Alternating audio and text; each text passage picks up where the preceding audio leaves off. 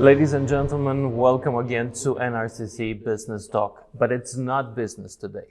Today is charity, and today is Cristiana Mateoiu, Executive Manager of Fundația Social Innovation Foundation Regina Maria, or Queen Mary. Welcome to the show. Nice to see you, Lucian. Thank you for inviting me here. Thank you for being here. First of all, what do you do at Regina Maria?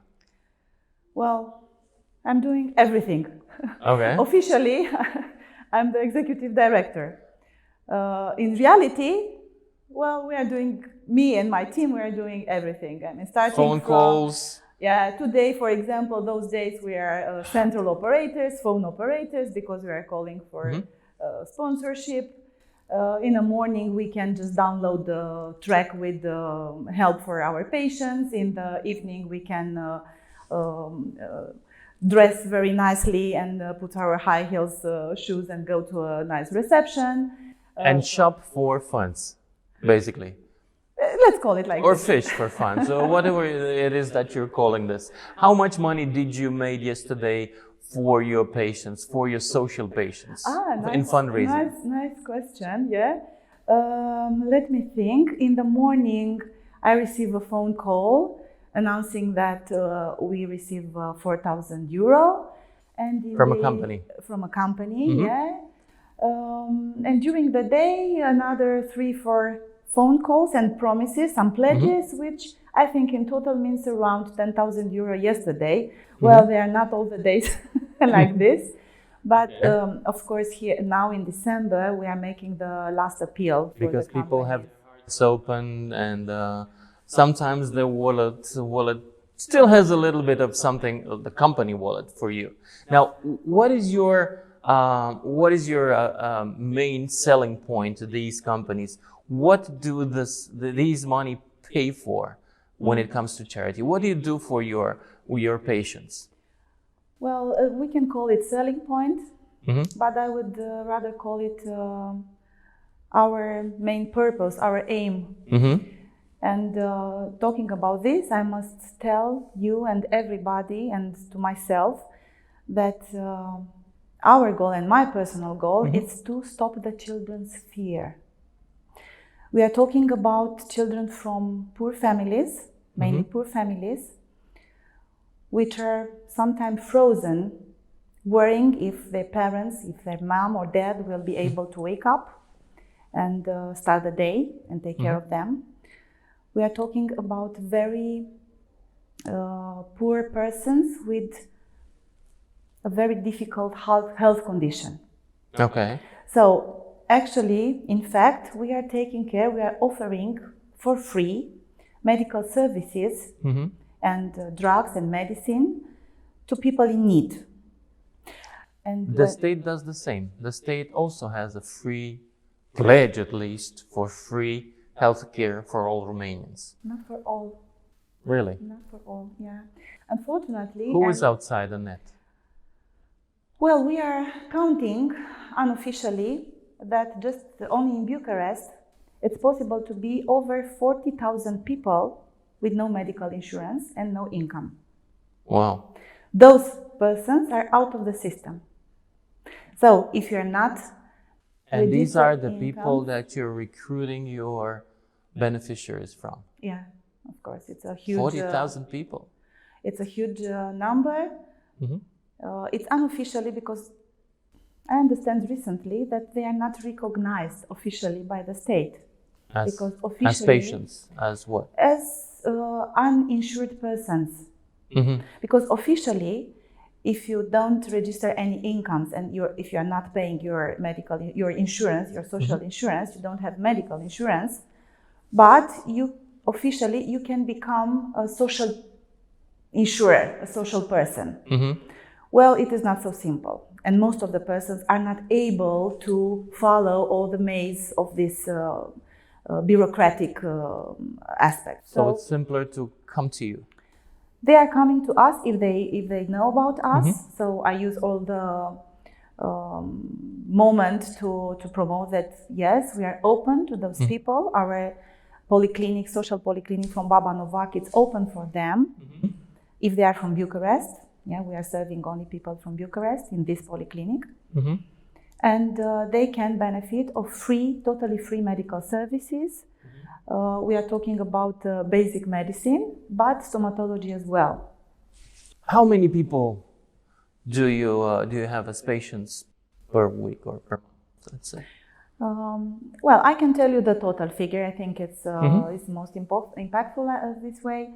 So we are taking care, or they have been in our care, around 2,500 persons in the last 10 years.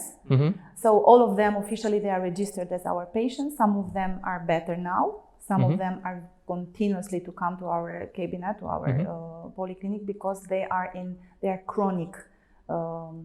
They have chronic diseases and they are depending to the medication we are offering them on monthly basis. Can you describe a few cases? What type of diseases they have and what do you do for them?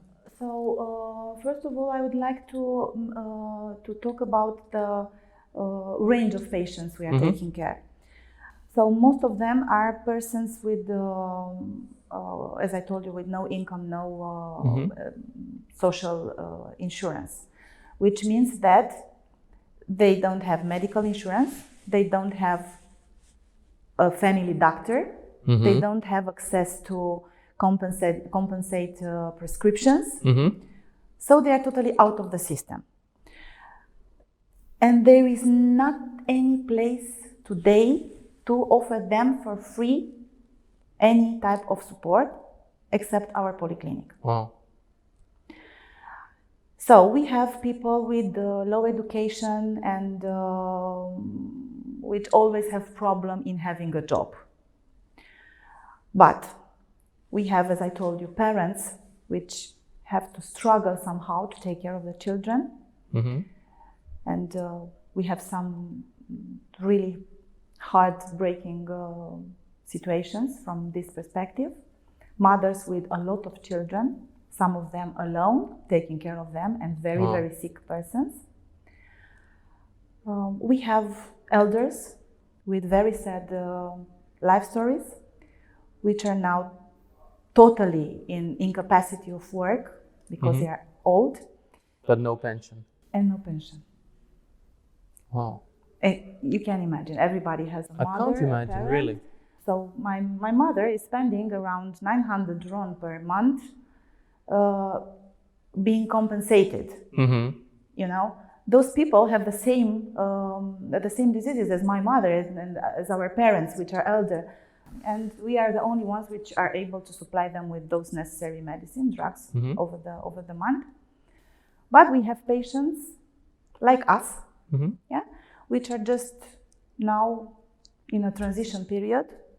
They have some unfortunate life story happenings, and they are today with no money and again with no medical insurance. So when you are in this situation, you are accepting very hard that you are in it. But if you have a real medical problem, you have to go somewhere. What about what you can do when you are finished your money? You are not able to go in a private system. You are not allowed in the social one. But we are there for them. So you take money from donations. Of course, everybody it's welcome to do it as a private person or as a company. As a private person, I invite everybody to send an SMS to 8844, texting the word Soarta. Soarta, S-O-A-R-T-A. That's Soarta spelled in English. It's destiny. Of course, you can donate on our website, fundațiareginamaria.ro, and this means €2 per month. But the companies are always welcome to remember that they have that fiscal facility of redirecting 20% of their profit, tax or income. All the Romanian companies have this facility. Only 25% of them are using it. Wow, that's not a lot. That's not a lot, and you can imagine how much money are simply lost in the system somewhere, because actually everybody is paying the taxes, or most of them are paying the taxes.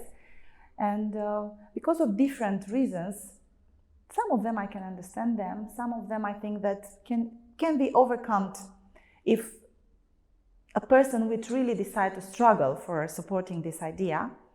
And I could name, for example, the multinational companies, which are not using it because it affects their financial results.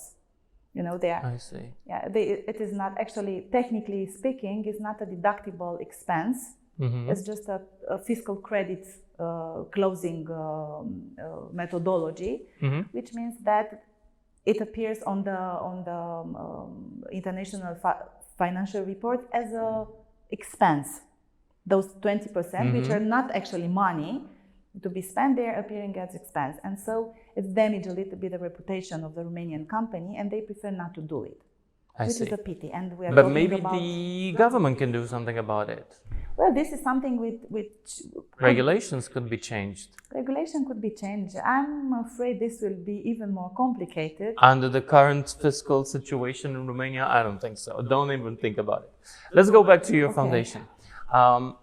Doctors, nurses, what type of people do you employ? As I understand, you're paying them, all of them, or volunteers? We have volunteers as well. If you can imagine, in our days, with doctors being such under pressure, with so many doctors leaving the country, we have doctors which are volunteering in our foundation. How many hours per day or per week? Well, we have average around, volunteer. We have around 14 doctors today. Which 14? Are 14, 1-4. 1-4, okay. Which are volunteering around a few hours per week. Each of them few hours per week, starting from 2 hours up to 8 hours per week. Wow, that's a lot. They are running from different cabinets and hospitals, and still they are coming to volunteer our patients for 10 years, almost 10 years. Why do they do it? Why? It is my continuous question. You know, I'm looking at them, and for them it's so natural, because I keep asking them in private, really, why are you doing it? And they say, well, it's normal. It's normal. They don't even spend too much time to explain me. Because, you know, Romanian public has such a dim view on doctors and on doctors' ethics. And when you go into the media and when you're saying something nice about a doctor, and I have this experience, you get 10 people shouting back, oh, these are corrupt doctors, so we don't trust them, we don't like them. And it's such a pity to hear that you've got volunteer doctors working for no pay at a polyclinic which really deals with people that obviously don't have money to pay for anything. Yeah, we are very impressed of them. Of course, my personal goal is to find some resources to start paying them in order to convince them to spend more hours in our polyclinic, to take them for their job and ask them to stay a little bit longer, because we have so many needs. Our patients have so many needs, and it's so complicated to put them on the way, you know, to send them from one week to another. I mean, if we'll have enough money to pay those doctors, we can solve quicker the cases than we are doing today. So for the money you're being donated right now in December, and for the money you're being donated maybe by the viewers of this program, what is their use? What do you intend to do with them? So our main goal, as I told you, is to be able to continue to offer the comfort of those patients and to be able to keep them alive. As I told you, most of them have chronic diseases and they are depending on... So it's medicine for next year? It's medicine, it's all the regular investigation like blood tests, which on chronic diseases must be done at least twice per year. We are talking about a lot of investment in stomatology. So most of the patients, no matter what kind of diseases they have, most of them have teeth problems. Yeah. And everybody knows how expensive the stomatology is today. So we are trying to recover their denture, their smile, in order to help them to go back on work, to go back on real life, if they are still young and if they can still have a job. So the first stop they have in order to go to an interview is that they don't have teeth. You know? Yeah. It's very complicated and it's very embarrassing to go and to propose yourself for a job and if you don't have teeth. So whenever we identify persons with potential of being back on work, first of them we're investing on psychology and on their smile. And of course, in the meantime, we try to recover their health and to make them ready to. Do you have success stories, cases of people that actually went back to work? Yes, we have. On our website, on our YouTube channel, you can see some of them. I remember, for example, Nicoleta, a very beautiful young woman, which came in a very bad health condition with incipient cancer and with no teeth as well. And after 1 year and something of taking care of her, she get a very nice job in Radisson Hotel. Wow. And well, unfortunately now she left the country in a bigger hotel in England. Oh God. But I mean, it's a kind of. So we lost her. Yeah, we lost her. I'm sorry. Or But maybe she's happier, so we should think of the good side. Yeah, we hope so, because for definitely she was very happy, because after she get a job, she come back as volunteer, cutting the hair of our patients which Wonderful. which needed, yeah. So these kind of cases we have. Now we are in a process of making a report with all the patients we have during the last 10 years, and now we are trying to follow their path and to see how much of them are actually okay now. And it looks up to this moment that around 40% of them get back in job on the real life. Which is a very good score. It looks like, I still don't believe it. I still want to see the figure, but this is what the doctor from the polyclinic is transmitting me, checking all the figures and trying to take the track of them.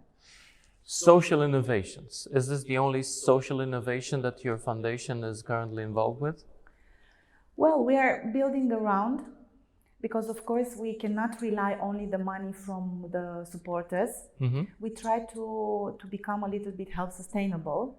And another innovation we made, Dr. Varga Enayati made in 2015, was the second polyclinic, which is a kind of entrepreneurship project.